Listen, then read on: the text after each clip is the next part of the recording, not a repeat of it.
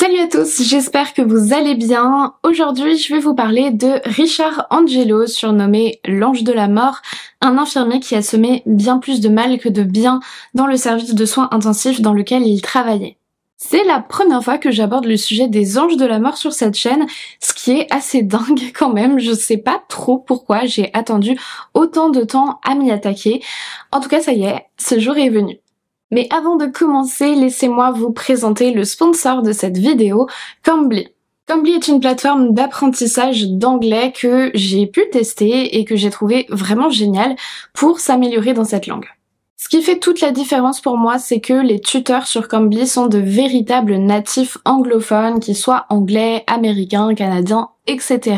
Avec votre tuteur, vous pouvez opter pour un cours particulier ou un cours en groupe de 3 personnes en fonction de vos attentes et ce avec quoi vous êtes le plus à l'aise. Vous choisissez également votre rythme d'1 à 5 heures de cours par semaine. En plus des cours avec tuteur, la plateforme vient également d'ajouter une nouvelle fonctionnalité, Cambly AI, un tuteur virtuel qui vous permet de pratiquer en toute détente avant de vous lancer avec un vrai tuteur. C'est intuitif, gratuit et très pratique. De plus, c'est une plateforme qui sera adaptée quel que soit votre niveau, pas de stress à avoir avant votre cours. Les tuteurs sont justement là pour vous aider à vous améliorer, il n'y a pas de jugement de leur part, ils savent exactement quoi vous proposer pour vous mettre dans les meilleures conditions. Comme je vous le disais, j'ai moi-même testé un cours avec Neum qui m'a fait parler de moi, de mon métier, de ce que j'aime, donc principalement le true crime et les jeux vidéo. Le cours est passé archi vite, je vous montre quelques extraits. Hi Sonia. Hi. How are you? Fine, and you? I'm very well, thank you. Nice to meet you. Like zombies or? No, not so much zombie, but more like a psychological horror. Like you're alone in a house and there's something supernatural or a killer or something like that. Horror games? I don't think I've ever played a horror specific video game. You're a YouTuber, you're very in the public eye, but would you say you're introvert? Yeah, exactly. I'm an introvert, so it's easier to speak to a camera than to speak to, I don't know, hundreds of people. Yeah, I can relate. I can relate. So great. Well, really nice to meet you. Yeah. If you come to York, let me know. Okay, I I'll will. show you. They have ghost walks. Oh, I like that. That's interesting. Yeah. But have a nice evening. Yeah, you too. Bye. Grâce à Cambly, vous avez un apprentissage qui est hyper fluide et efficace parce qu'il est immersif et régulier et qui va vous faire autant travailler la compréhension que l'expression sans pour autant que ça vous donne l'impression de faire des efforts. Alors que ce soit pour préparer des examens, pour vous améliorer dans votre travail ou même dans le but d'être plus à l'aise lors d'un voyage, je ne peux que vous recommander cette plateforme. Moi-même dans mon travail par exemple, je vois combien il est essentiel de bien connaître l'anglais. D'ailleurs, Cambly vous propose une offre hyper intéressante si jamais vous avez envie de vous lancer. En cliquant sur le lien qui est en barre d'informations, vous pouvez profiter d'un cours d'essai gratuit et d'un moins 50% sur l'abonnement de 12 mois de cours. Donc c'est vraiment hyper intéressant. Voilà, n'hésitez pas à cliquer sur le lien et à profiter de cette affaire si elle vous intéresse. En plus, ça soutient ma chaîne. Encore merci à Cambly pour sa confiance et sans plus attendre, on va passer au sujet de notre vidéo. Alors installez-vous bien confortablement, éteignez vos lumières et dès que vous êtes prêts, c'est parti.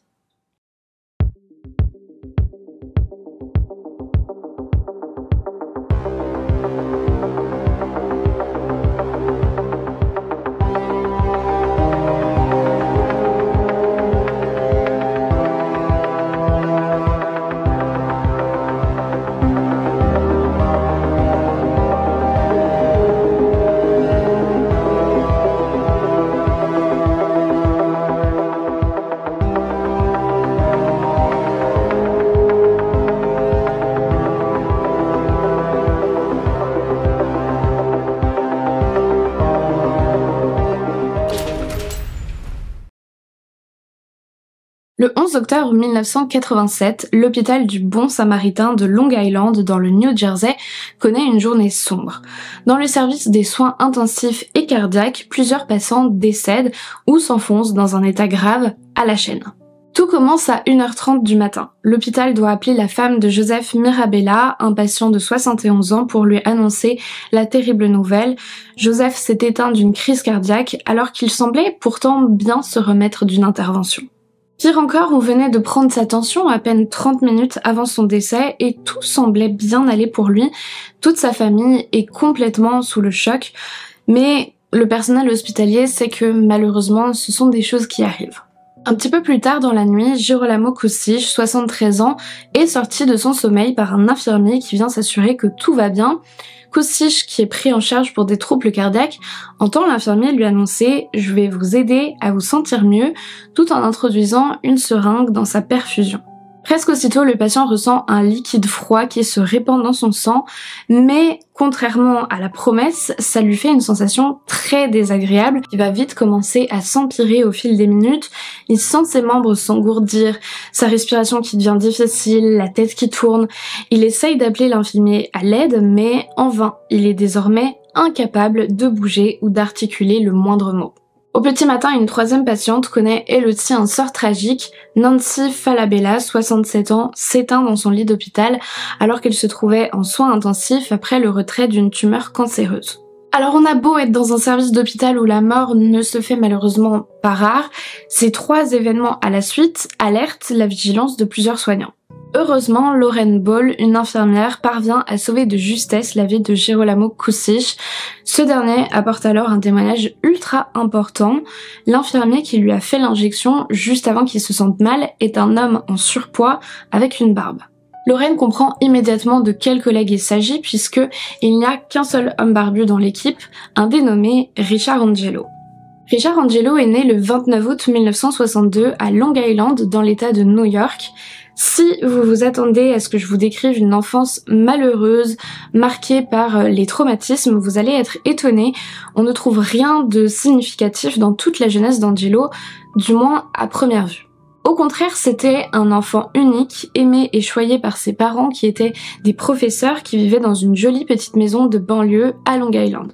Richard a grandi en étant élevé dans des valeurs positives, il était proche de sa grand-mère, on décrivait la famille et le petit garçon comme des modèles, polis, gentils, bref, vous voyez le topo. Très catholique, la famille se rendait à la messe tous les dimanches où Richard devient même un enfant de cœur.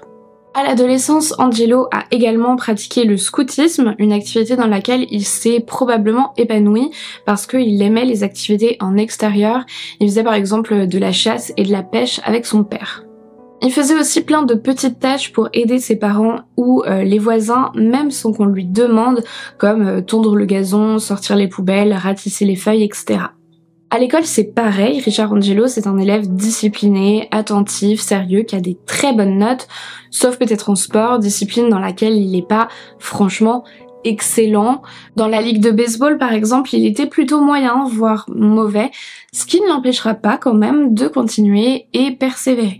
Même s'il n'était pas à proprement parler harcelé à l'école, on sait qu'il était parfois un peu moqué par certains camarades pour son profil d'élève studieux et peu doué en sport, mais aussi parce qu'il était un petit peu en surpoids. D'ailleurs, la vie de Richard Angelo était plutôt solitaire, il n'avait pas d'amis, ni à l'école, ni à la paroisse. En fait, ses seuls amis pendant toute sa scolarité, de l'enfance même jusqu'à l'âge adulte, en passant par l'adolescence, c'était ses parents et ses grands-parents. De même, on lui connaît pas non plus la moindre relation amoureuse, c'était vraiment un garçon timide et isolé. Arrivé à l'âge adulte, Richard Angelo est toujours aussi sage, il est pompier volontaire, il ne sort presque jamais, il ne boit pas, il ne fume pas, il n'a pas vraiment de vie sociale. Lui, il semble vraiment rester concentré sur ses études, il est passionné par les sciences, il travaille dur dans l'espoir de devenir médecin, mais malgré son bon parcours jusque-là, il va malheureusement se heurter à la réalité, il ne parvient pas à entrer dans des études de médecine. Pour autant, Richard Angelo ne renonce pas complètement à son rêve, il décide donc de poursuivre des études afin de devenir infirmier, ce qui fait la grande fierté de ses parents. Nous sommes en 1980 lorsque Richard Angelo débute sa formation à l'université de Farmingdale à New York. Il a alors 18 ans. Durant cette formation, tout se passe bien a priori, si ce n'est que Richard est encore et toujours très solitaire. Il intègre ensuite un centre de grands brûlés à Long Island où il ne restera que peu de temps du fait de nombreuses absences répétées, un comportement qui ne lui ressemble étrangement pas. Peut-être s'agit-il ici d'un point de bascule, d'un signe de détérioration de sa santé mentale, puisque en effet, vous savez, les symptômes de la dépression peuvent amener à un manque de motivation qui pourrait être à l'origine de cette conduite. Finalement, Angelo démissionne de ce poste et il retrouve du travail dans un nouvel hôpital, mais encore une fois, il n'y reste que peu de temps et démissionne une nouvelle fois au début de l'année 1987. Comme je vous le disais, je pense vraiment que quelque chose se passe à ce moment-là.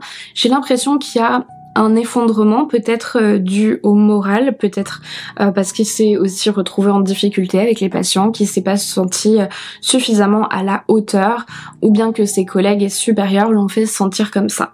On sait que Richard Angelo avait beaucoup de troubles de la confiance en soi, et ce depuis assez jeune. Donc je me dis que il s'est peut-être senti déstabilisé à ce moment-là, en arrivant dans le monde du travail, qui ne correspondait pas forcément aux attentes qu'il s'était fixées. Lorsqu'il a 26 ans, un événement vient bouleverser la vie de Richard Angelo. Ses parents, qui sont désormais retraités, déménagent pour s'installer en Floride, ce qui le laisse seul pour la première fois. Il doit alors se trouver son premier logement rien qu'à lui, mais cette nouvelle liberté et cette autonomie, c'est vraiment pas du tout quelque chose qui lui plaît, parce que non, ses parents, c'était ses seuls amis en réalité, donc c'est un départ qui est très douloureux pour lui. À partir de ce moment-là, Richard Angelo commence à basculer, il se met à attraper des souris pour les ramener chez lui et leur injecte des produits anesthésiants et paralysants pour observer leurs effets sur les rongeurs. Il va tuer des dizaines de souris dans ses expériences. Au printemps de l'année 1987, Angelo prend un nouveau job, toujours en tant qu'infirmier, à l'hôpital du Bon Samaritain de Long Island, l'endroit dont je vous ai parlé en début de vidéo. Là-bas, les avis de ses collègues sont assez clivés, autant certains le considèrent comme un sauveur et ils le regardent vraiment avec beaucoup d'admiration. D'autres sont moins enchantés par sa façon de travailler et sa personnalité et ont tendance à se méfier de lui. Dans l'ensemble, il reste quand même un employé plutôt apprécié, vu comme quelqu'un de doux et de travailleur, mais peut-être pas le meilleur dans sa profession, quoi. Il faut dire aussi que durant les quelques mois où il va travailler là-bas, on remarque une nette augmentation du taux de mortalité dans le service de cardiologie et de soins intensifs. Notamment durant 1 mois et demi où on va enregistrer 25 décès, ce qui est beaucoup plus que la moyenne habituelle. Mais ce ne sera vraiment qu'après les événements du 11 octobre 87, ceux dont je vous ai parlé au début, que les soupçons vont véritablement se porter sur Angelo. Sans qu'il ne soit mis au courant, une enquête est ouverte, on va faire des prélèvements dans le sang de Girolamo Kucic, dans lequel on découvre une grande quantité de pavulones et d'alectine, qui sont 2 paralysants qui n'avaient pas été prescrits aux patients bien entendu. Ce sont des substances qui sont parfois utilisées à l'hôpital pour tranquilliser les personnes lors d'interventions chirurgicales, mais c'est aussi des produits qu'on va également injecter lors des exécutions parce que à forte dose, elles paralysent tous les organes vitaux. Angelo est immédiatement suspendu de son travail sans qu'on lui explique pour autant les véritables raisons de cette suspension afin de pouvoir continuer à mener l'enquête. Le lendemain, son casier est perquisitionné. À l'intérieur, on retrouve notamment des paralysants, des seringues et du chlorure de potassium qui est un produit capable de provoquer des arrêts cardiaques. Il s'agissait bien évidemment de matériel médical qui a été volé à l'hôpital qu'Angelo n'avait pas le droit de détenir à titre personnel. Finalement, le 14 octobre 1987, Richard Angelo est arrêté alors qu'il se trouve à une convention médicale à Albany, dans l'État de New York. Lors de son interpellation, Angelo se montre coopératif, il ne cherche pas à résister aux policiers et il passera aux aveux très rapidement. Non seulement il reconnaît avoir injecté des paralysants à Girolamo Kucic, mais il précise l'avoir fait à des dizaines de patients. Il avoue tout ça en pleurant, en disant regretter, en confirmant qu'il avait conscience de faire du mal aux patients, mais que son but n'était pas de les tuer. La raison pour laquelle j'ai fait une intraveineuse à Monsieur Kucic, c'est que le service avait eu énormément de travail et j'avais l'impression d'avoir mal travaillé en général. J'ai pensé qu'il fallait que je prouve à l'équipe et à moi-même que j'étais un bon infirmier. L'équipe me posait des questions et m'utilisait comme personne ressource. Je savais ce que je faisais et je l'ai fait volontairement. Je savais que ça causerait une détresse respiratoire et je savais que nous devrions intervenir. J'ai fait tout ça intentionnellement. Je voulais que l'équipe me respecte. J'ai l'air idiot maintenant et je suis désolée. Donc là, j'imagine que certains d'entre vous ont reconnu un syndrome bien spécifique dont on a déjà parlé. C'est ce qu'on appelle le syndrome de Munchausen par procuration. Alors si vous ne connaissez pas ce syndrome, je vais vous l'expliquer rapidement. En gros, un syndrome de Munchausen, c'est quand on va se créer des problèmes, se mettre dans des situations délicates, inconfortables ou carrément dangereuses pour obtenir un statut de victime et bénéficier de la sympathie et de la pitié des autres. Mais le syndrome de Munchausen par procuration, c'est un petit peu différent. Là, c'est quand on va mettre une autre personne en situation de danger ou d'inconfort. Bref, tout ça pour, non pas cette fois avoir le statut de victime, mais au contraire le statut de héros, celui qui va aller la sauver, ce qui permet de récolter de la sympathie et l'admiration des autres. Pour vous donner un exemple très concret, ça va être genre pousser un enfant sur la route pour aller tout de suite après le relever et l'empêcher de se faire écraser lorsqu'une voiture arrive. Alors après les aveux de Richard Angelo, l'enquête va mettre à jour une longue liste de potentielles victimes, s'élevant à près de 40 patients pour lesquels on va se demander s'il est responsable de leur mort ou non, ce qui n'était évidemment pas facile à déterminer étant donné que c'était des gens qui étaient hospitalisés pour des causes graves dans un service soit de cardiologie, soit de soins intensifs. Donc lors de leur décès, malheureusement, les autopsies n'avaient pas été hyper poussées et il n'y avait aucune raison d'aller rechercher si des substances avaient été injectées dans leur sang. La mort de ces patients a été simplement attribuée à leur santé et on n'allait pas chercher plus loin. Alors il y a quand même eu des autopsies qui ont pu être faites en exhumant des corps, mais à cause du processus de décomposition, dans plein de cas, on n'a pas pu assurer que le décès était du fait de Richard Angelo ou de causes naturelles, malheureusement. Aujourd'hui, on retient principalement le chiffre de 25 victimes potentielles, même si, encore une fois, pour beaucoup d'entre elles, ça n'a pas pu être prouvé. 2 ans après son arrestation, le procès de Richard Angelo a débuté. Il y avait finalement plus que 4 accusations de meurtre de la part de l'accusation. C'était un choix malheureusement stratégique. En gros, il préférait se focaliser uniquement sur des cas avec tellement de preuves contre Angelo que ça ferait aucun doute que c'était lui, qu'il l'avait prémédité, que c'était des actes vraiment graves, plutôt que d'accepter plus de dossiers, plus de victimes, mais risquer de laisser une chance à l'accusé et à sa défense de profiter de certaines failles. Donc ça ne veut pas dire qu'il n'a fait que 4 victimes, juste que, comme vous savez, c'est le système judiciaire aux États-Unis, on va préférer s'assurer de voir le criminel derrière les barreaux, même si tous ces crimes ne sont pas reconnus aux yeux de la loi. Alors pour ce qui est du procès, ce qui est intéressant, c'est que Richard Angelo, il va pas chercher à nier les meurtres, mais sa stratégie et celle de ses avocats, ça va être de mettre en avant des potentiels troubles psychologiques qui l'auraient empêché de prendre conscience de la gravité de ses actes, toujours dans cette idée qu'Angelo ne voulait pas tuer ses patients, que certes il leur a administré des substances dangereuses, mais qu'il ne pensait pas que ça aurait des conséquences aussi graves. Les experts psy choisis par la défense ont notamment avancé l'hypothèse que Richard Angelo présentait au moment des faits des troubles d'ordre dissociatif. Ce seraient ces troubles qui l'auraient empêché d'appréhender la gravité de ses actes. Alors quand on parle de troubles dissociatifs, en fait c'était un petit peu vague, je sais pas trop si c'était volontaire ou pas de la part de ces experts, parce que ça peut notamment faire référence à des troubles dissociatifs de l'identité, ce qu'on appelle plus communément le TTI, c'est-à-dire avoir un psychisme qui se scinde suite à des gros traumatismes durant l'enfance en plusieurs personnalités, qu'on va généralement appeler des alters. Là, honnêtement, dans le cas d'Angelo, je pense vraiment pas que ce soit une hypothèse qui tienne la route, et je ne pense pas non plus que les experts psy faisaient référence à ce type de trouble-là.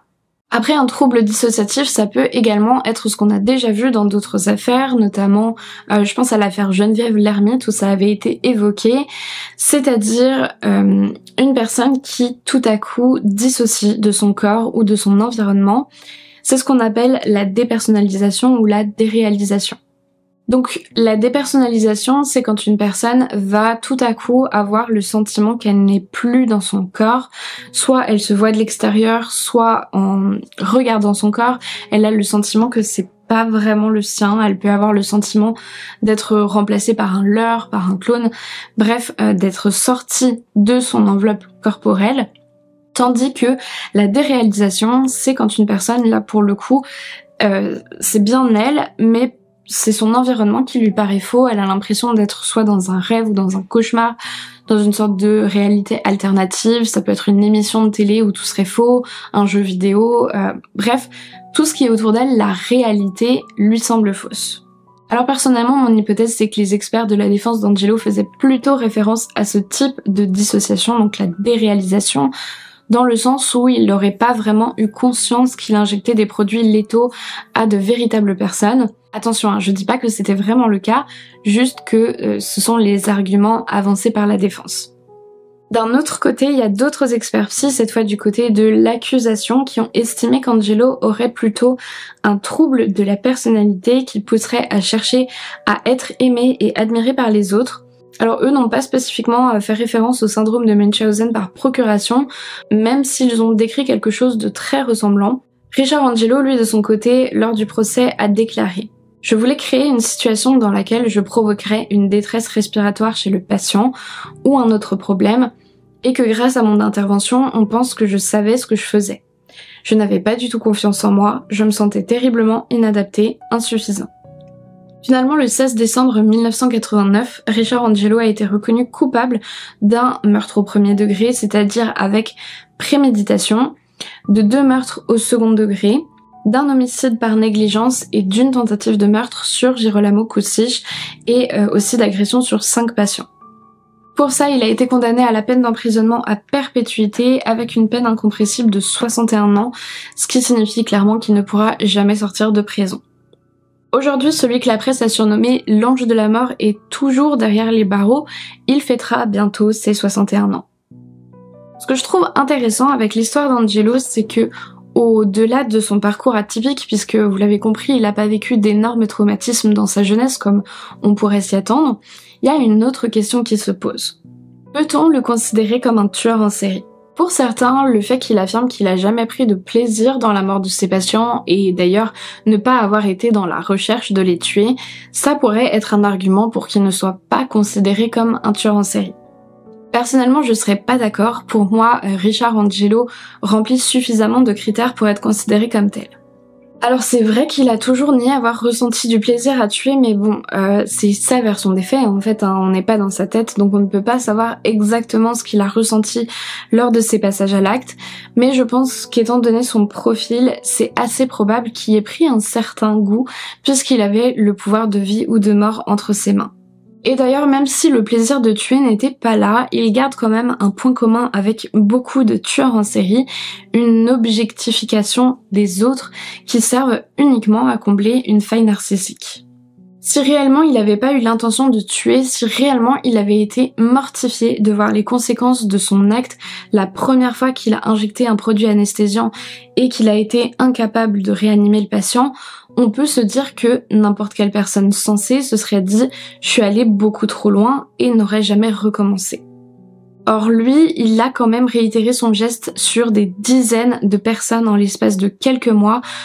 Donc Richard Angelo, c'était une véritable machine à tuer et d'ailleurs il l'a lui-même reconnu aux policiers juste après son arrestation. Il a bien dit qu'il savait ce qu'il faisait. Donc non, pour moi, on a bel et bien affaire à un cas de tueur en série, bien qu'il soit, c'est vrai, atypique. Dites-moi ce que vous en pensez dans les commentaires sous cette vidéo, j'ai hâte de connaître votre point de vue sur ce sujet. Nous voilà arrivés au bout de cette vidéo, j'espère que mon travail vous a plu. Si c'est le cas, vous savez ce que vous avez à faire pour me soutenir. Merci de m'avoir écouté jusqu'au bout et merci encore à Cambly d'avoir sponsorisé ce contenu. N'oubliez pas d'aller faire un tour sur le lien en barre d'informations si jamais vous voulez profiter du cours d'essai gratuit et de la réduction de moins 50% sur les cours à l'année pour vous perfectionner en anglais. Moi je vous dis à la semaine prochaine pour une nouvelle vidéo, je vous fais plein de gros bisous et en attendant comme d'habitude, n'oubliez surtout pas de rallumer vos lumières. Be afraid of these cold lines on my face, for they may lead me to a better place. Will you remember what I've done? Will you remember